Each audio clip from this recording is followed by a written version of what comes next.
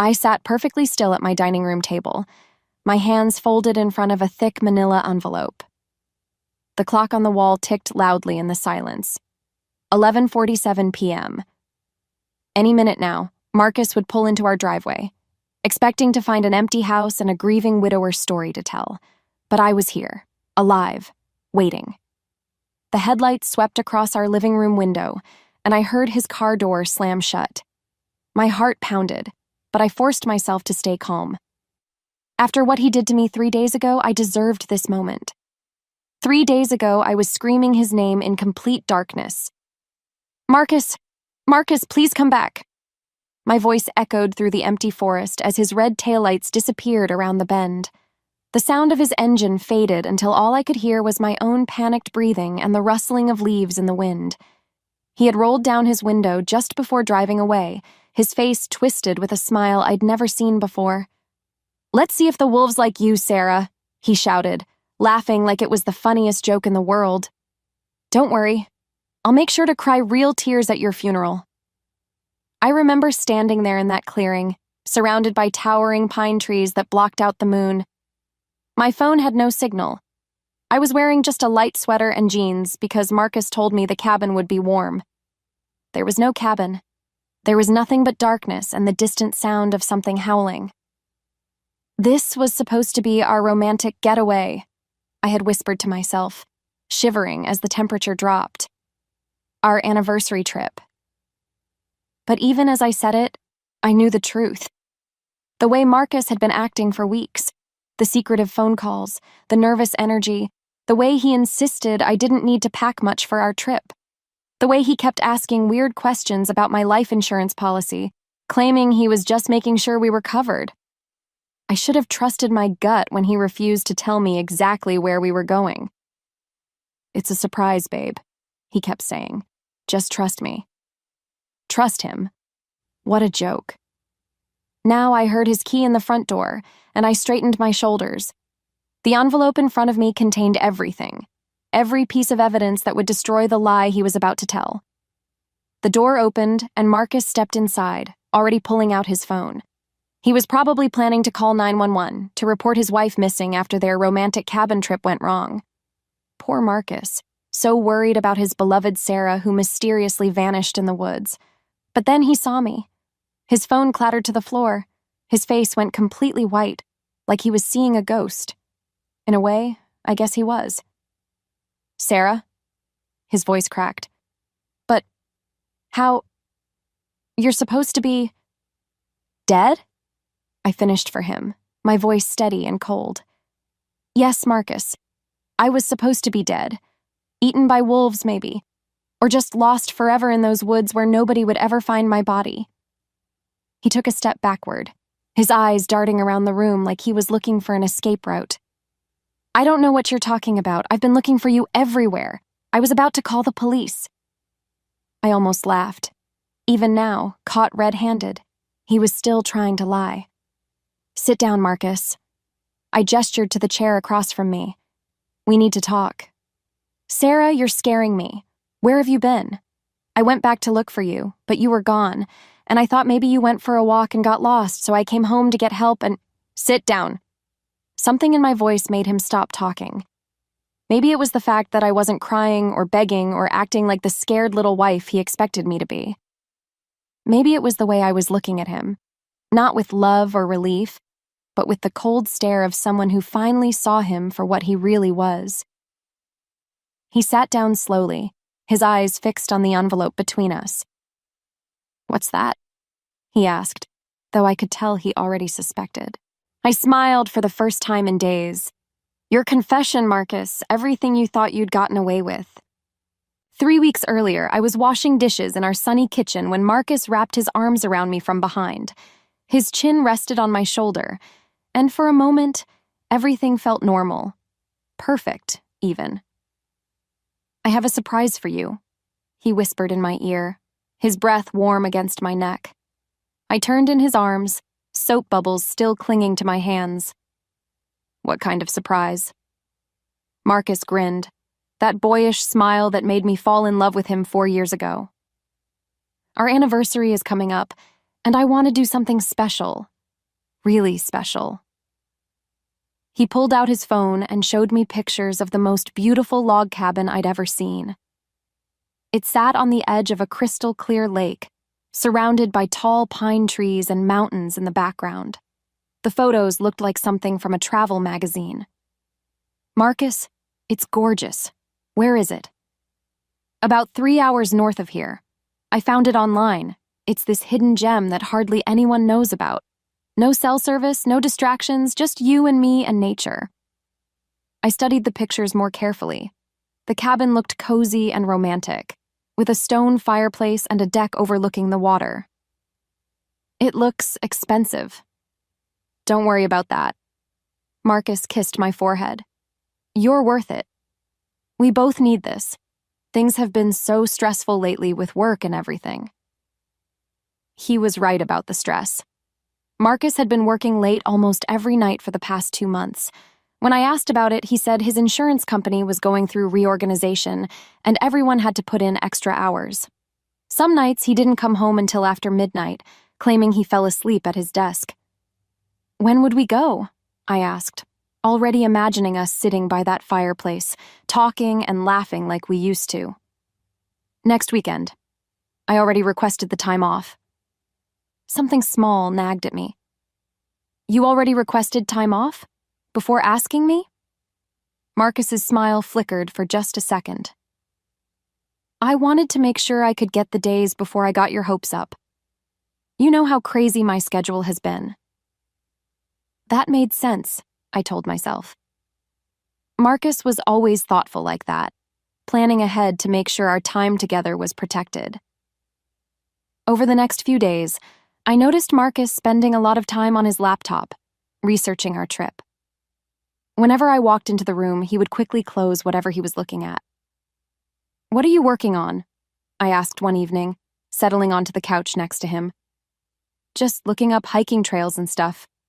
I want this trip to be perfect." He closed the laptop and pulled me closer. "Trust me, Sarah. This is going to be the best anniversary we've ever had." But something felt off. When I suggested we look at the trails together, Marcus said he wanted to keep everything a surprise. When I offered to help pack or plan meals, he insisted he had it all handled. "You don't need to bring much," he told me. "The cabin has everything. Towels, blankets, even a fully stocked kitchen. Just pack light." The night before our trip, I found Marcus on the phone in our bedroom, speaking in hushed tones. I caught fragments of the conversation through the door. "By Sunday, for sure. No, she doesn't suspect anything. I know what I'm doing." When I knocked and entered, Marcus quickly hung up. "Who was that?" I asked. "Just work stuff. You know how it is." He kissed my cheek, but his lips felt cold. "Are you excited about tomorrow?" I nodded, pushing down the weird feeling in my stomach. "I can't wait to see this magical cabin of yours." "It's going to change everything," Marcus said, and something in his voice made me look at him more carefully. But he was already turning away, busying himself with packing. That night, I lay awake listening to Marcus breathe beside me. He seemed restless, tossing and turning more than usual. At one point, I heard him whisper something in his sleep, but I couldn't make out the words. I told myself I was being paranoid. Marcus loved me. We were going on a romantic trip to celebrate 3 years of marriage. Everything was fine, but deep down, some part of me already knew that nothing would ever be fine again. The morning of our trip started with Marcus acting strange. He was up before dawn, loading the car while I was still getting dressed. When I came downstairs with my small suitcase, he was pacing in the kitchen, checking his phone every few seconds. "Ready to go?" he asked, but he wouldn't meet my eyes. "You seem nervous. Are you okay?" Marcus forced a laugh. "Just excited. I've been planning this for weeks." The first hour of driving felt normal. We talked about work, listened to music, and I even dozed off for a while. But when I woke up, I noticed we were on roads I'd never seen before. No highway signs, no gas stations, just endless trees on both sides. "Where exactly are we going?" I asked, looking around at the dense forest. Not much further now. Marcus's hands gripped the steering wheel tighter. The GPS stopped working about 20 minutes ago, but I remember the way from when I scouted it out. You scouted it out? When? Last weekend, when I told you I was working late on Friday. He glanced at me quickly, then back at the road. I wanted to make sure I could find it easily. That explained one of his late nights, but something still felt wrong. The road we were on was barely wide enough for one car, and I hadn't seen another vehicle in over an hour. Marcus, are you sure this is right? This doesn't look like the way to a vacation rental. Trust me, Sarah. His voice had an edge to it now. I know what I'm doing. I tried to use my phone to check our location, but there was no signal. My phone's dead. Can I use yours? Mine's dead too. That's why the GPS stopped working. But I could see his phone in the cup holder, and the screen was clearly on. Marcus, your phone isn't dead. I can see it's... Don't touch it, he snapped, grabbing the phone and shoving it into his pocket. Sorry, the battery is really low and I need to save it in case of emergency. The car fell silent, except for the sound of gravel crunching under our tires. We drove for another 30 minutes, going deeper and deeper into the forest. The trees were so thick now that barely any sunlight made it through. Finally, Marcus pulled into a small clearing and stopped the car. We're here, he said, but his voice sounded hollow. I looked around. There was no cabin, no lake, no romantic getaway. Just trees and shadows and a dirt clearing that looked like it hadn't been used in years. Marcus, where's the cabin? He turned off the engine and sat there for a moment, staring straight ahead. Get out of the car, Sarah. What? Why? Where's the cabin you showed me? I said get out of the car. His voice was different now, cold, like he was talking to a stranger instead of his wife. My heart started beating faster. Marcus, you're scaring me. What's going on? He turned to look at me, and I saw something in his eyes I'd never seen before. Something that made my blood run cold. You want to know what's going on? He laughed, but it wasn't the warm laugh I fell in love with. It was bitter and cruel. I'm broke, Sarah, completely broke. I owe people money. Dangerous people who don't take no for an answer. What are you talking about? We can figure this out together. No, we can't. He reached across me and opened my door. Because the only way out of this mess is your life insurance policy. $500,000, Sarah, more than enough to pay off my debts and start over. I couldn't breathe. You're not serious. This is some kind of joke, right? Marcus got out of the car and walked around to my side. Get out, now. No. I pulled the door shut and tried to lock it, but Marcus was stronger. He yanked the door open and grabbed my arm. Don't make this harder than it has to be. I stumbled out of the car, my legs shaking. Marcus, please, I love you. We can work through whatever this is. He was already getting back in the driver's seat. I'm sorry, Sarah, I really am, but this is the only way. The engine started and I realized what was happening. Marcus, don't leave me here, Marcus! The sound of Marcus's car disappeared completely, leaving me alone with the whisper of wind through pine needles and my own ragged breathing.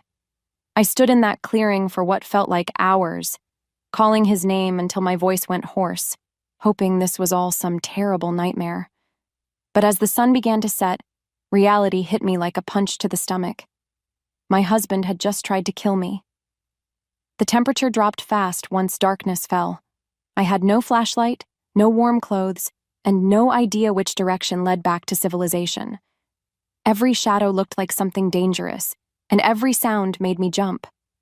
Around midnight, I heard them. Howls in the distance, just like Marcus had joked about. My whole body started shaking, and not just from the cold.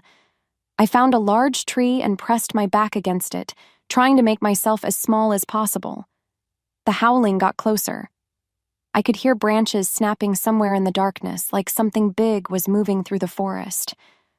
Please, I whispered to no one. Please let me live through this. That's when I saw the light. At first, I thought I was imagining it, a warm yellow glow flickering between the trees about 100 yards away. But as I stared, I realized it wasn't moving like a flashlight. It was steady, like it was coming from a window.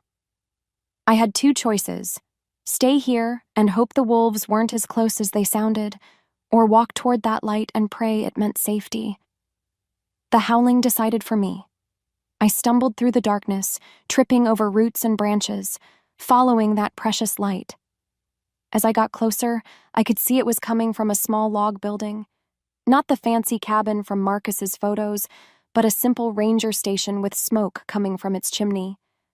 I pounded on the door with both fists. "Help! Please, someone help me!" The door opened, and I found myself looking at a woman in her 40s with kind brown eyes and graying hair pulled back in a ponytail. She wore a Forest Service uniform and held a steaming mug of coffee. "Good Lord, what are you doing out here?" She pulled me inside immediately. "You're freezing. Come sit by the fire." The warmth hit me like a wave, and suddenly I was crying. Not just tears, but huge, body-shaking sobs that I couldn't control. "Hey, it's okay. You're safe now." The woman wrapped a thick blanket around my shoulders. "I'm Elena Rodriguez, forest ranger for this sector. What's your name?" "Sarah," I managed between sobs. "Sarah Chen, my husband. He left me here. He drove away and left me to die." Elena's expression changed from concern to something harder. "He left you here? In these woods? At night?" I nodded, and Elena's jaw tightened. "Sarah, I need you to listen to me carefully. You're not the first person this has happened to." My crying stopped. "What do you mean?" Elena sat down across from me, her face serious. "In the past year, 3 people have gone missing in this area. All of them were brought here by someone they trusted. A spouse, a friend, a family member. The people who brought them claimed they wandered off and got lost. But you don't believe that. I know these woods better than anyone. People don't just wander off from the main trails and disappear without a trace. Someone has been using this location specifically because it's remote and dangerous." Elena got up and pulled out a thick file folder. The missing people all had one thing in common. They had life insurance policies that their companions would benefit from. My stomach dropped. "Marcus increased my policy 6 months ago. He said it was just smart planning." "What's your husband's full name?" "Marcus Chen. He works for Reliable Insurance downtown." Elena wrote this down, then looked at me with eyes full of sympathy. "Sarah, I think your husband researched this location specifically. He knew about the missing people.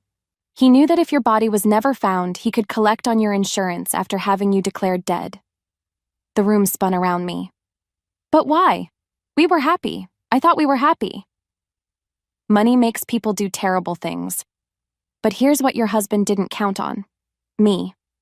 I've been investigating these disappearances on my own time, and I've been hoping someone would survive to tell me what really happened." Elena leaned forward. "Sarah, would you be willing to help me catch him?" Elena made me another cup of coffee while I tried to process everything she'd told me. The warmth of the mug in my hands was the only thing keeping me grounded in reality. "How do we prove what Marcus did?" I asked. "It's just my word against his." Elena sat down with her own coffee and opened a laptop. "We start with what we know. Your husband isn't the first person to try this, which means he probably researched the other cases." She pulled up news articles about the missing people. Jennifer Walsh, 34, disappeared during a hiking trip with her boyfriend. David Kim, 28, vanished while camping with his business partner. Lisa Santos, 41, went missing during a weekend getaway with her sister. All 3 cases were closed as accidental deaths after extensive searches found nothing, Elena explained. But I kept digging on my own time. She showed me financial records she'd somehow obtained. Jennifer's boyfriend had gambling debts. David's business partner was facing bankruptcy. Lisa's sister had just taken out a loan against Lisa's life insurance. My hands started shaking again. Marcus has been gambling. I found credit card statements hidden in his desk drawer last month, but when I asked about them, he said they were work expenses. Do you still have access to those statements? They're at home. Marcus doesn't know I found them. Elena nodded. Good. We'll need those. But first we need to establish that Marcus planned this trip specifically to bring you here. She opened a new browser window. I've been monitoring internet searches related to this area. Someone has been researching the missing persons cases extensively over the past 2 months. Elena pulled up a tracking program that showed IP addresses and search histories. Look at this. Someone searched for missing persons forest deaths, how long before declared dead, and life insurance payout timeline all from the same computer. Can you trace that back to Marcus? Not directly, but we can get close. The searches came from the downtown area during business hours. If your husband works downtown and was doing this research during the day, I felt sick. He was planning this for months. There's more. Elena clicked to another screen. The same IP address also searched for information about me specifically. They looked up my work schedule, my patrol routes, even my home address. He was trying to avoid you. Exactly. But he made one mistake.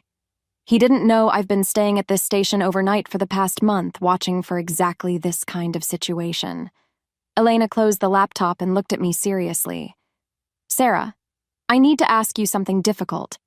Are you willing to go back home and pretend none of this happened? What do you mean? Marcus thinks you're dead.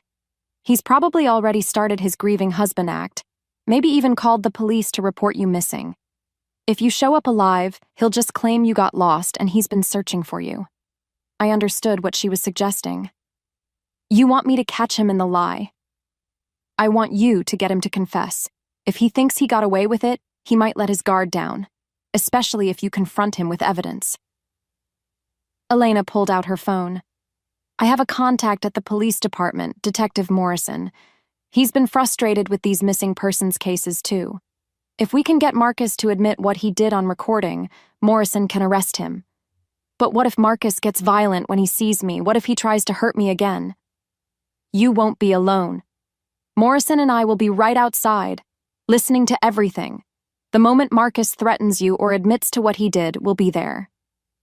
I thought about Marcus driving away, laughing as he left me to die. I thought about the other victims who weren't as lucky as me.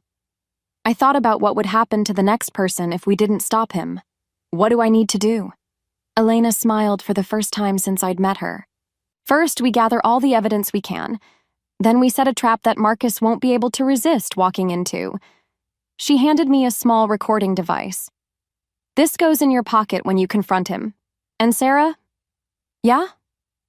You're braver than you know. Most people wouldn't survive what you just went through, let alone be willing to face their attacker again. I looked at the recording device in my palm. He's not my husband anymore. He's just a stranger who tried to murder me. Elena drove me back to town the next morning, but we didn't go straight to my house. First, we stopped at Detective Morrison's office to plan everything carefully. Detective Morrison was a tall man with gray hair and tired eyes. He listened to my story without interrupting, taking notes the whole time. This matches the pattern we've been seeing, he said when I finished, but we need solid evidence to make charges stick. Elena spread out everything we'd gathered on his desk. We have the internet search history, the financial records showing Marcus's gambling debts, and Sarah's testimony about the fake cabin photos. The photos, I said suddenly. Marcus showed me pictures of a beautiful cabin by a lake. But that place doesn't exist anywhere near where he took me. Detective Morrison leaned forward. Do you think he still has those photos? They might be on his computer. He was always very protective of his laptop. If we can prove he used fake photos to lure you there, that shows premeditation, the detective explained. Combined with the insurance policy and the gambling debts, we'd have a strong case. Elena pulled out a small recording device and a tiny wireless microphone. Sarah, when you confront Marcus tonight, you'll be wearing this. We'll be parked outside in an unmarked car, listening to everything. My stomach twisted with nerves. What exactly am I supposed to say to him? Start by acting confused and hurt, Detective Morrison suggested. Ask him why he left you there. Let him try to explain himself first.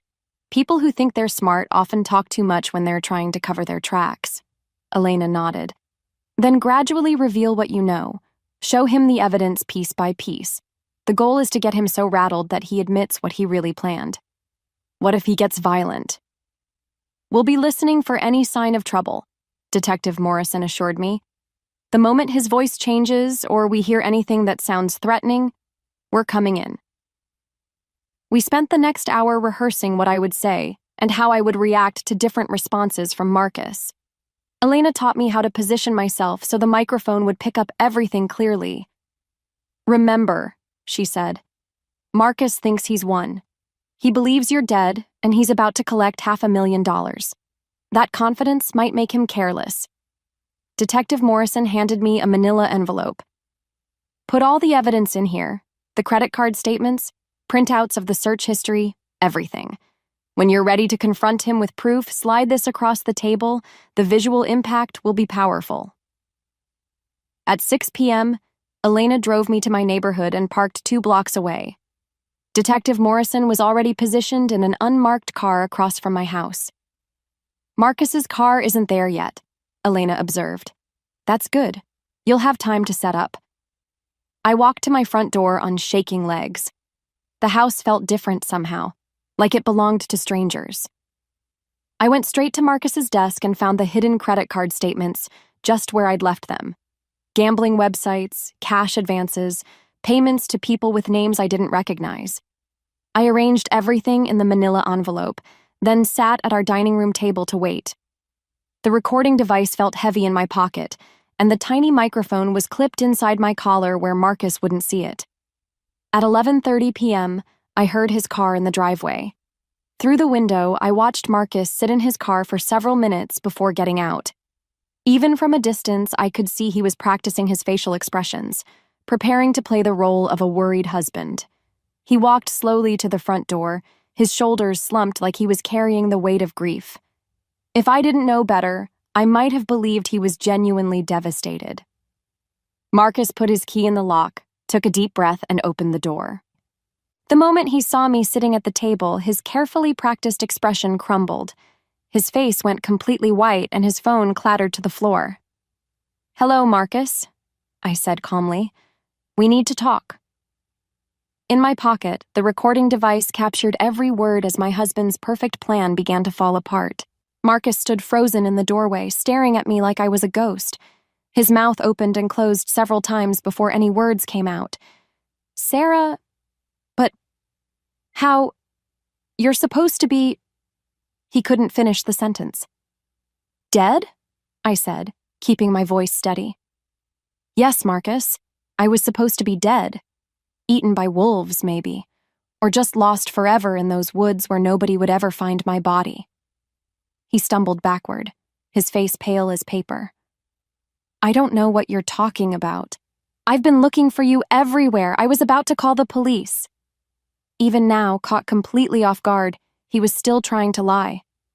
I almost felt sorry for him. "Sit down, Marcus." I gestured to the chair across from me. "We need to talk." "Sarah, you're scaring me. Where have you been? I went back to look for you, but you were gone. And I thought maybe you went for a walk and got lost, so I came home to get help and..." "Sit down." Something in my voice made him stop talking. He sat down slowly, his eyes fixed on the manila envelope between us. "What's that?" he asked, though I could tell he already suspected. I smiled for the first time in days. "Your confession, Marcus. Everything you thought you'd gotten away with." "I don't understand." "Let me help you understand." I opened the envelope and pulled out the first document. "These are your credit card statements, the ones you hid in your desk. $50,000 in gambling debts, Marcus. When were you planning to tell me about that?" His face went from pale to red. Those are work expenses. I told you that." "Work expenses at online poker sites, at the Lucky 7 casino?" I pulled out more papers. "Here's your internet search history from the past 2 months. Missing persons forest deaths. How long before declared dead? Life insurance payout timeline." Marcus's hands started shaking. Anyone could have searched for those things. That doesn't prove anything. You're right. Anyone could have. I pulled out the photos Elena had printed. But not everyone has pictures of the 3 people who went missing in those exact same woods. Jennifer Walsh, David Kim, Lisa Santos. You researched all of them, didn't you? I don't know who those people are. Really? Because you also searched for information about Elena Rodriguez, the forest ranger who's been investigating their disappearances. You looked up her patrol schedule, her work hours, even her home address. You wanted to make sure she wouldn't find my body. Marcus stood up suddenly, his chair scraping against the floor. This is crazy, Sarah. You're talking like I tried to hurt you or something. I would never... You left me in the middle of nowhere. I stood up too, my voice rising. You drove away laughing and told me to see if the wolves liked me. That's not what happened. Then tell me what did happen, Marcus. Tell me about the beautiful cabin by the lake that doesn't exist. Tell me about the romantic getaway that was really just a place for me to die. Marcus ran his hands through his hair, pacing around the table. You don't understand the pressure I've been under. The people I owe money to, they're not patient. They said if I didn't pay them back by next week. So you decided to kill your wife for the insurance money. I didn't want to, but it was the only way out. $500,000, Sarah. Enough to pay off everything and start over. I couldn't believe he was actually admitting it. Start over? What about me? What about our marriage? Our marriage was already over, Marcus shouted. You just didn't know it yet. I stopped loving you months ago. You're boring, Sarah, predictable. I only stayed because I needed that insurance policy. The words hit me like a slap, but I kept the recording device running. So you plan to murder me. I plan to set you free, and free myself at the same time.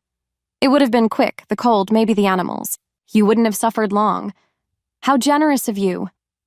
Marcus suddenly realized what he'd been saying. His face went white again. Wait, I didn't mean... I was just upset. I would never actually... But it was too late. Through the window, I could see Detective Morrison and Elena walking up our front steps. The police have been listening to every word, Marcus, I said quietly. It's over. The front door opened, and Detective Morrison stepped inside with his badge visible. Marcus Chen, you're under arrest for attempted murder. As they handcuffed my husband, he looked at me with pure hatred. You think you're so smart, but you'll never prove anything. I held up the recording device. I already have. Marcus dropped to his knees as the reality hit him. His perfect plan had failed, and now he would face the consequences. I was finally free.